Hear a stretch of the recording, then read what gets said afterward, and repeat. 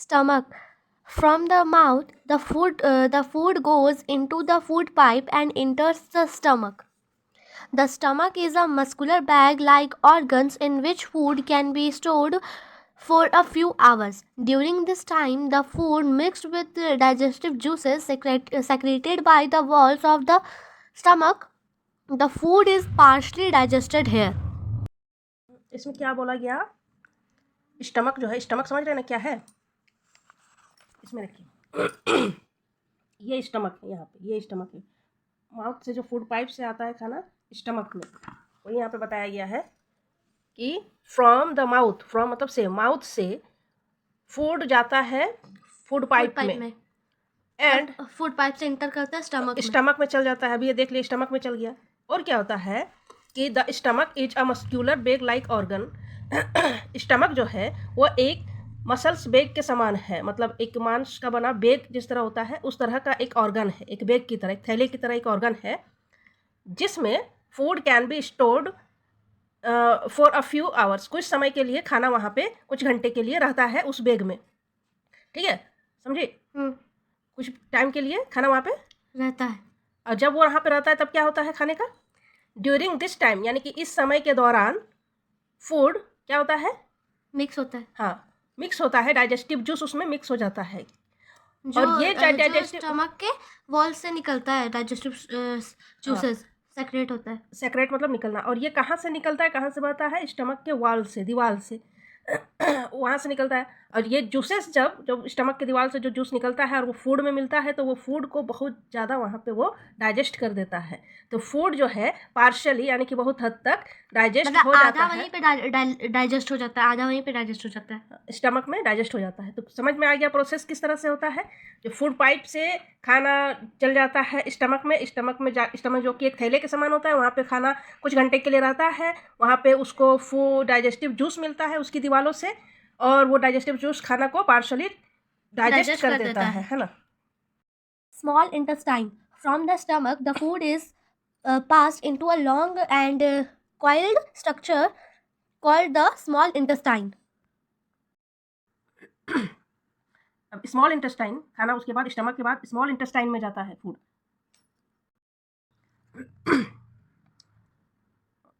From the stomach the food is passed, stomach के बाद food कहाँ चल जाता है? स्मॉल इंटेस्टाइन में, ठीक है, जो कि एक लॉन्ग और क्वाइल्ड स्ट्रक्चर है। क्वाइल्ड मीन्स स्प्रिंग टाइप से, ठीक है, इसी को कहते हैं स्मॉल इंटेस्टाइन। स्प्रिंग टाइप से स्ट्रक्चर है। देखिए ये किस तरह से है स्मॉल इंटेस्टाइन का जो है, आप देखिए किस तरह से इसका बनावट कैसा है, स्प्रिंग जैसा। हाँ, ऐसे पूरा एक के ऊपर एक के ऊपर एक इस तरह से है, तो इसी को क्वाइल्ड कहते हैं, ठीक है, एक रील के टाइप से जो है ये बना हुआ है। The small intestine, the liver and the pancreas produce some more digestive juices. Small intestine में क्या होता है कि लीवर और पैनक्रियाज जो होते हैं वो कुछ और जूस जो है, डाइजेस्टिव जूस, कुछ और डाइजेस्टिव जूस उसमें प्रोड्यूस करते हैं। जैसे कि स्टमक में एक बार डाइजेस्टिव जूस मिला खाने में, हाँ, ठीक है, अब उसके बाद फिर जो है उसके बाद स्मॉल इंटेस्टाइन में जब वो आता है तो स्मॉल इंटेस्टाइन में लीवर, ठीक है, लीवर और पैनक्रियाज, ये दो चीज़ों से जो है फिर कुछ जूस निकलती है, डाइजेस्टिव जूस निकलती है और उसमें मिलती है खाने में, ठीक है। देखिए ये स्टमक और ये यहाँ पे तो जूस कुछ मिल गया, उसके बाद जब यहाँ के बाद जब ये इधर आती है तब इसमें से जो ये लीवर है और यहाँ पे जो ये पेनक्रियाज है, ये दोनों ही चीज़ों से जूसेस इसमें सेक्रेटेड होते हैं, यानी कि डाले जाते हैं। इसमें स्मॉल इंटेस्टाइन में जो भोजन गया है, जो फूड गया है, उसमें डाला जाता है, ठीक है। Liver and pancreas pour their juices into the small intestines. अभी बताया वही चीज़ कि लीवर जो है और पेनक्रियाज जो है वो पोर यानी कि डालते हैं, स्मॉल इंटेस्टाइन में जो भोजन होता है उसमें जूसेस डालते हैं। These juices then get mixed with the food and completely digest it in the small intestine. These juices यानी कि ये जूसेस फिर क्या होते हैं? मिक्स्ड हो जाते हैं, गेट मिक्स्ड यानी कि मिक्स्ड हो जाते हैं खाने के साथ और पूरी तरह से completely digest into the small intestine, और पूरी तरह से जो है भोजन डाइजेस्ट हो जाता है स्मॉल इंटेस्टाइन में। यानी कि स्मॉल इंटेस्टाइन में किस तरह से डाइजेस्ट होता है, पूरी प्रक्रिया क्या है, पूरा सिस्टम क्या है? पहले तो स्टमक में जितना डाइजेस्ट हुआ उसके बाद आता है स्मॉल इंटेस्टाइन में, ठीक है। स्मॉल इंटेस्टाइन में जब आता है भोजन, आते समय आता है तो उसके बाद जो है आ रहा है तब उसमें लीवर और पैनक्रियाज से डाइजेस्टिव जूसेस निकलते हैं और वो भोजन में मिल गया। भोजन में मिलने के बाद जो है फिर वो क्या होता है, जूसेस को पूरी तरह से मिक्स्ड जूस जो है मिक्स्ड हो जाता है फूड के साथ। फूड के साथ जब मिक्स्ड हो जाता है तो फूड को पूरी तरह से पचा देता है, ठीक है। और यहाँ पे काम पचाने का पूरी तरह से कंप्लीट हो जाता है, फूड पूरी तरह से डाइजेस्ट हो जाता है स्मॉल इंटेस्टाइन में। इसीलिए कहते हैं कि digestion complete overall small intestine में हो जाता है। The walls of the small intestine absorb the digested food and pass into blood. Blood carries the digested food to all parts of the body. हाँ, देखिए यहाँ पे पता चलेगा कि एक्चुअल में जो हम लोग खाते हैं उस खाने का होता क्या है, ठीक है। जो हम लोग खाते हैं सोचो ना क्या होता है उस खाने का, तो अब ये प्रोसेस पता चलेगा कि होता क्या है। तो ये the wall of small intestine, पीछे भी ये क्वेश्चन था ना, हाँ, जो हम लोग खाते हैं वही क्वेश्चन ही है, इसी का डाइजेशन का है ही कि जो हम लोग खाते हैं उसका क्या है। तो एक्चुअली में ये समझ में आना है कि अब क्या होता है कि the wall of small intestine, wall मतलब दीवार, मतलब उसका जो स्मॉल इंटेस्टाइन का जो साइड है वो एब्जॉर्ब कर लेता है, यानी कि पूरी तरह से सोख लेता है किसको, डाइजेस्टेड फूड को। जो फूड डाइजेस्ट हो गया, अब वो फूड के ही तरह रहा, रोटी जो खाया रोटी ही है, वो नहीं पूरी तरह से वो गल चुका है ना, पच चुका है। उसमें जो भी निकलना है उसमें कार्बोहाइड्रेट पूरी तरह से वो अपने रूप में आ गया है, जैसा चाहिए बॉडी को, ठीक है, उस रूप में वो आ चुका है। तो जिससे वो एब्जॉर्ब कर लेता है डाइजेस्टेड फूड को, और डाइजेस्टेड फूड को एब्जॉर्ब करके क्या करता है फिर वो पास कर देता है इसको ब्लड को। ये हमारे ब्लड को चाहिए ना एनर्जी, हाँ, तो वो जो प्रोटीन विटामिन मिनरल्स जो कुछ भी हमारे ब्लड को भी जो कुछ का भी जरूरत होता है, जो कि भोजन से ही मिलता है, तो वो भोजन आके इस लास्ट स्टेप है डाइजेशन का, वो आके कंप्लीट होता है स्मॉल इंटेस्टाइन में।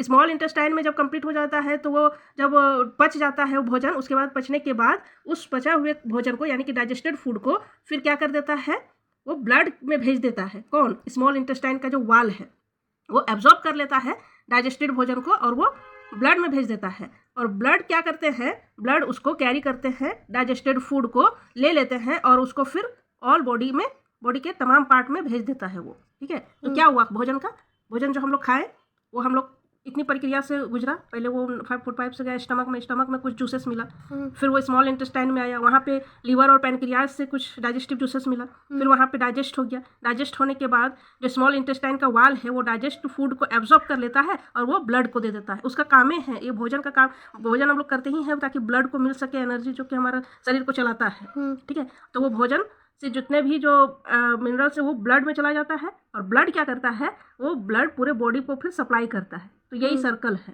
ठीक है। Do you know the liver is the largest gland of our body. Liver जो है लार्जेस्ट ग्लैंड है हमारे बॉडी का, ठीक है सबसे बड़ा ग्लैंड है, सबसे बड़ा ग्लैंड है liver. Large intestine, the undigested food pass into the large intestine. The walls of the large intestine absorb water from it and then pass into blood. इसमें बोल रहा है लार्ज इंटेस्टाइन में क्या होता है कि स्मॉल इंटेस्टाइन में क्या हुआ, देख लिया हम लोग, जितने भी डाइजेस्टेड फूड था, डाइजेस्टेड फूड को वो एब्जॉर्ब कर लेता है, फिर ब्लड को सप्लाई कर देता है, ठीक है। अब जो अनडाइजेस्टेड फूड रह जाता है, जो डाइजेस्ट हुआ होने का था, जितना पचने का था पच गया, जो नहीं पच पाता है, जो अनडाइजेस्टेड फूड रहता है, अब उस अनडाइजेस्टेड फूड का क्या होता है, वो पास फिर आगे भेज देता है, कहाँ, लार्ज इंटेस्टाइन में, ठीक है। अनडाइजेस्टेड फूड को भेजता है, समझ में आ रहा है ना। हाँ। तो उसके बाद क्या होता है, अब लार्ज इंटेस्टाइन का जो वाल रहता है, लार्ज इंटेस्टाइन का जो साइड पोर्शन रहता है, उसका जो अंदरूनी भाग रहता है, वो क्या करता है, उससे अनडाइजेस्टेड फूड से वाटर को एब्जॉर्ब करता है, और वाटर को एब्जॉर्ब करके वो पास उसको कर देता है ब्लड में। ब्लड में भी H2O की ज़रूरत होती है वाटर की, तो वो वाटर को सप्लाई कर देता है, ब्लड को सप्लाई कर देता है वाटर। तो लार्ज इंटेस्टाइन का क्या काम है कि अनडाइजेस्टेड फूड से क्या करता है, वाटर ले लेता है, हाँ, वाटर ले लेता है और वो फिर ब्लड को दे देता है। Undigested semi solid waste is collected in the rectum and it, ये क्या है, eliminated through the anus.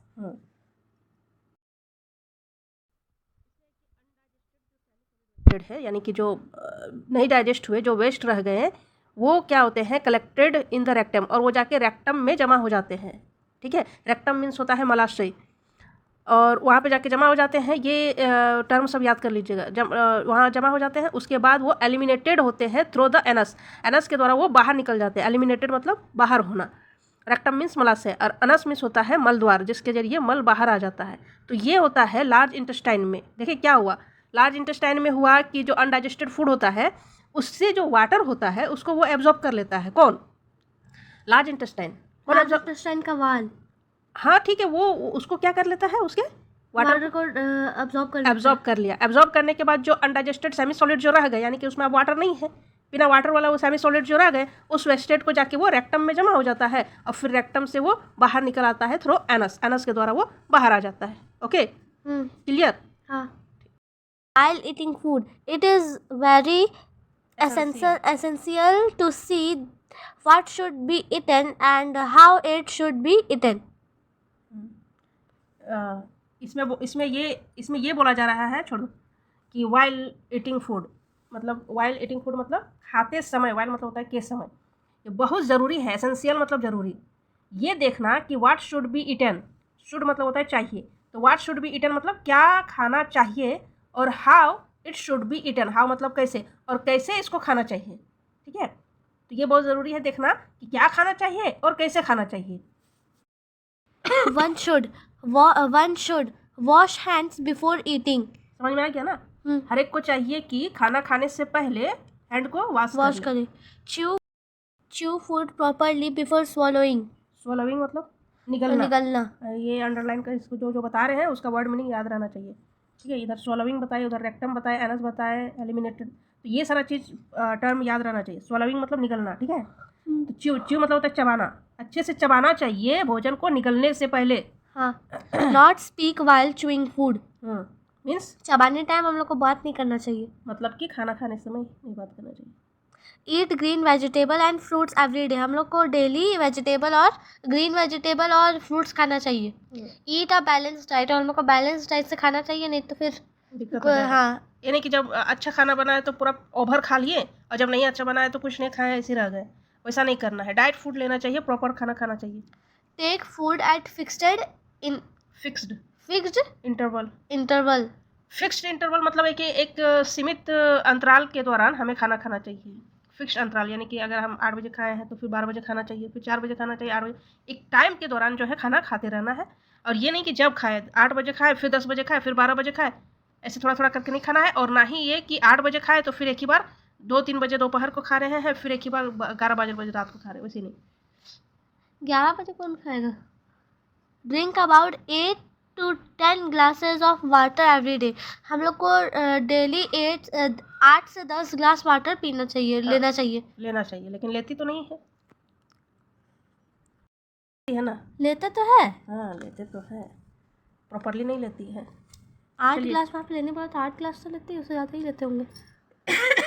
Do you know the length of the small intestine is approximately 7 meter, whereas the large intestine is only 1.5 meters long. तो ज़्यादा long कौन सा है? जो small intestine है, अब ये मत समझना कि स्मॉल इंटेस्टाइन है तो वो छोटा सा है। स्मॉल इसको उसके लंबाई के आधार पे स्मॉल नहीं कहा गया है। स्मॉल वो एक ही जगह स्प्रिंग के लिए सिकड़ा हुआ है, इसलिए इसको साइज में स्मॉल कहा गया है, लेकिन वो लेंथ में कितना मीटर है? 7 मीटर है। जबकि लार्ज इंटेस्टाइन जो है वो लेंथ में ओनली 1.5 मीटर है। ठीक है, लेकिन उसको लार्ज इसके मुकाबले में इसलिए कहा गया है क्योंकि ये जो है लार्ज दिख रहा है। और स्मॉल जो है, हाँ, स्मॉल इंटेस्टाइन जो है वो क्या है? कॉइल्ड है, उसमें स्प्रिंग के समान सिकड़ा हुआ है। ठीक है, लेकिन है कितना? 7 मीटर। अब नीचे का do you know cooking makes food soft, tasty and digestible. It kills germs they may be present in the food. हाँ, ये तो पता ही है। खाना पकाने के बाद वो क्या हो जाता है? सॉफ्ट हो जाता है, टेस्टी हो जाता है, और डाइजेस्ट होने में भी आसानी होता है। पहले के ज़माने में ऐसे ही कच्चे ही मांस खा जाते थे, पता है? हाँ पता, अर्ली मेंस 3 क्लास में पढ़े भी है एसएसटी में।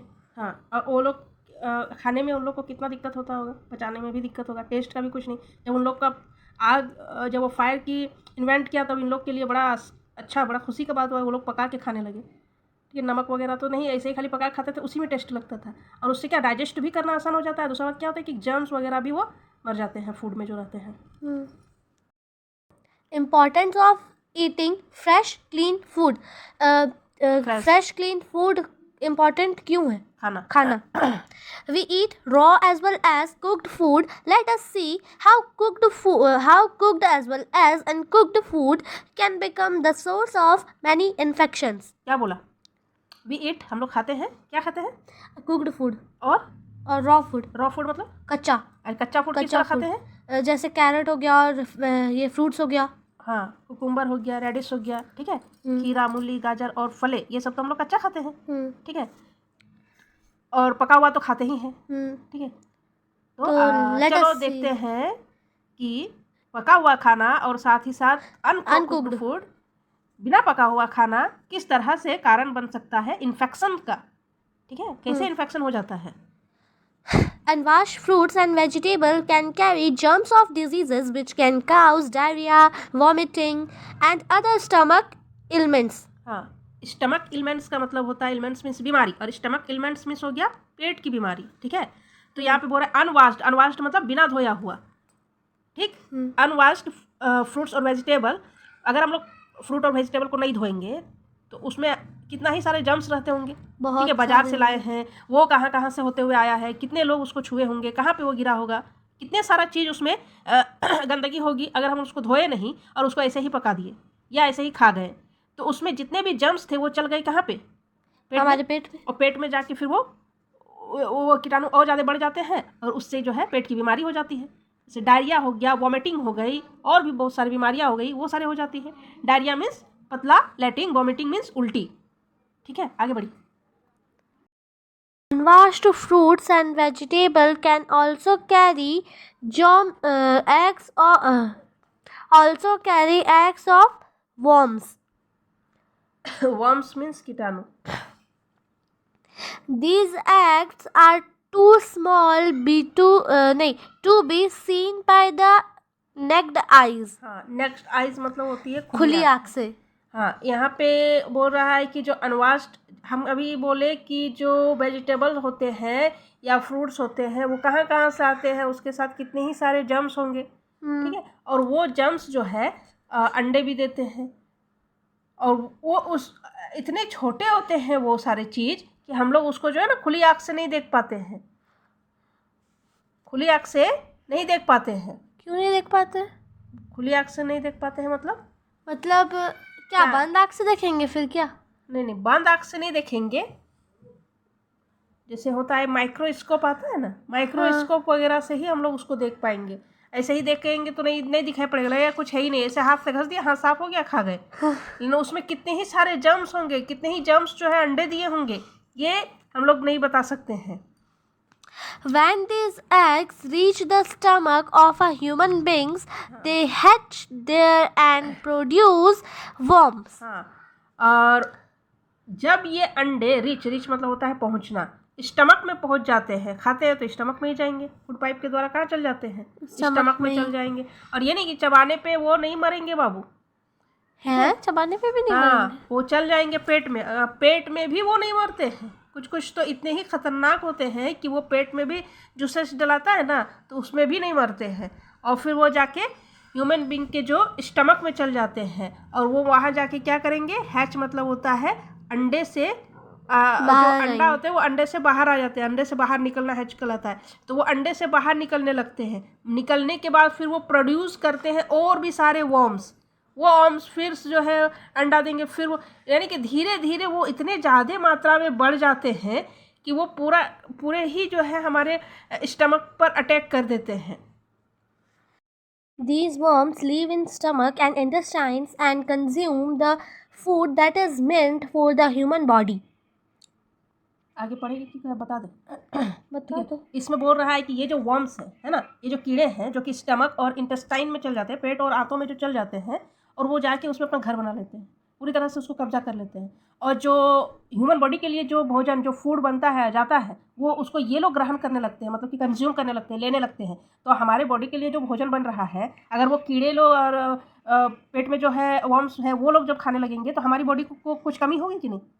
जो हमको मिलना चाहिए, हम लोग का एनर्जी चला जाएगा, जो हमको मिलना चाहिए. और फिर वो फूड जो है स्टमक से इंटेस्टाइन में जाता है, इंटेस्टाइन से फिर वो ब्लड में जाता है, ब्लड से पूरे बॉडी में जाता है. लेकिन जब ब्लड में जाएगा ही नहीं तो धीरे धीरे क्या हो जाएगा? वीक हो जाएंगे हम. हाँ, पीपल क्या हो जाएंगे? वीक हो जाएंगे. वर्म्स की वजह से जनरली लुक वीक, दिखने लगते हैं, क्या कमजोर दिखने लगते हैं, पेल मतलब कमजोर, एकदम फीके, अनहेल्दी दिखने लगते हैं, ठीक है, बहुत ही बीमार दिखने लगते हैं इस तरह से।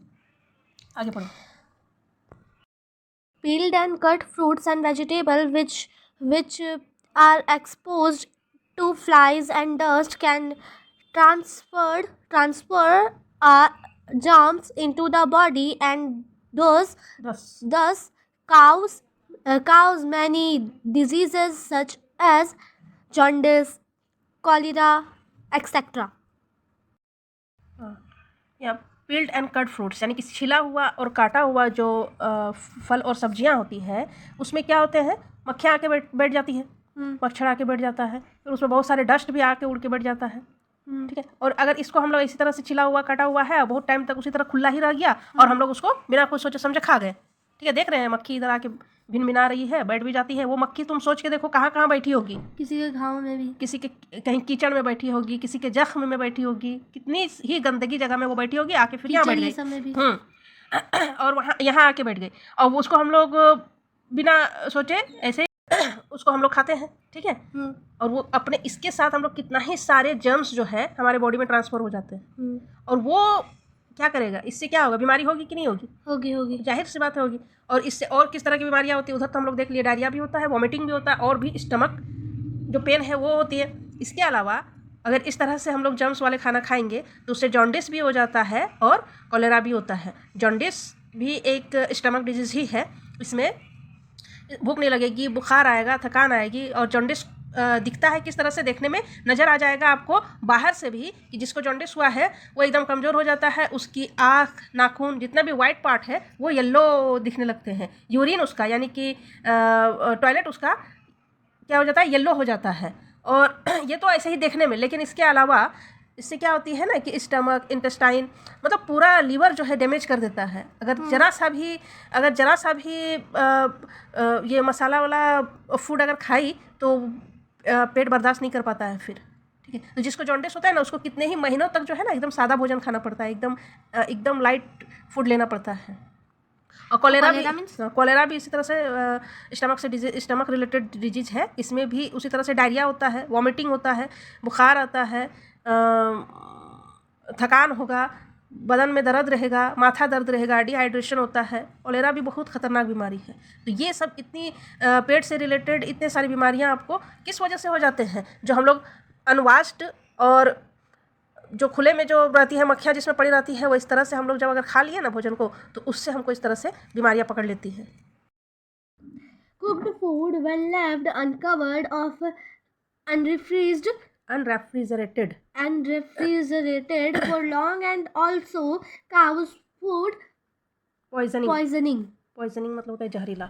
अगर कुक्ड फूड, पका हुआ खाना जब उसको खुला छोड़ देते हैं, ढकते नहीं हैं, या फिर बहुत टाइम तक उसको ऐसे ही छोड़ देते हैं, फ्रीज में भी नहीं रखते हैं, ज़्यादा टाइम खुला ही छोड़ देते हैं, तो उससे क्या होता है, वो पॉइजनिंग हो जाता है, मतलब कि वो एक तरह से जहरीला हो जाता है, वो खाना विष टाइप से हो जाता है। This happens because germs then get plenty of time to grow and multiply in the food. और कैसे इस तरह से होता है, जहरीला कैसे होता है, ठीक है, पॉइजनिंग कैसे हो जाता है वो खाना, क्योंकि क्या होता है कि इसके वजह से जर्म्स जो होते हैं ना वो ज़्यादा से ज़्यादा मात्रा में बढ़ने लगते हैं। जब वो ज़्यादा टाइम तक, जैसे वो 2 रहे तो मल्टीप्लाई होकर 4 हो गए, हाँ, 4 रहे तो 8 हो गए, 8 से फिर 16 से फिर 32 से 64, इस तरह से मतलब the germs produce harmful substance which can cause vomiting and diarrhea. In germs के वजह से जो है बहुत सारे ऐसे हार्मफुल यानी कि हानिकारक पदार्थ बनने लगते हैं, और वो वॉमिटिंग, डायरिया, जितने भी पेट से रिलेटेड बीमारियां देखें वो ये जर्म्स और फ्लाइज, डस्ट, इन सब के वजह से होती है। तो देख लिए ये चैप्टर में क्या पता चला कि किस तरह से हम लोगों को भोजन करना है, डाइजेस्ट कैसे होता है, डाइजेस्ट के बाद जो है हमारा बॉडी को किस तरह से एनर्जी मिलता है, वो ब्लड में जाता है, ब्लड से एनर्जी मिलता है। अगर हम लोग अच्छा खाना, हेल्दी खाना नहीं खाएंगे तो जो चीज़ हमको हमारे लिए यूज़फुल है जो खाना, वही जो है कीटाणु के साथ अगर वो चल जाएगा, खाना के साथ हम लोग कीटाणु भी खा लेंगे, जर्म्स भी खा लेंगे, तो वो यूज़फुल के बजाय हार्मफुल हो जाएगा, है ना। इसलिए हाइजीन खाना ही खाना चाहिए। और ये चैप्टर पढ़ के क्या समझ में आया उस चीज़ को अच्छे से फॉलो करना है।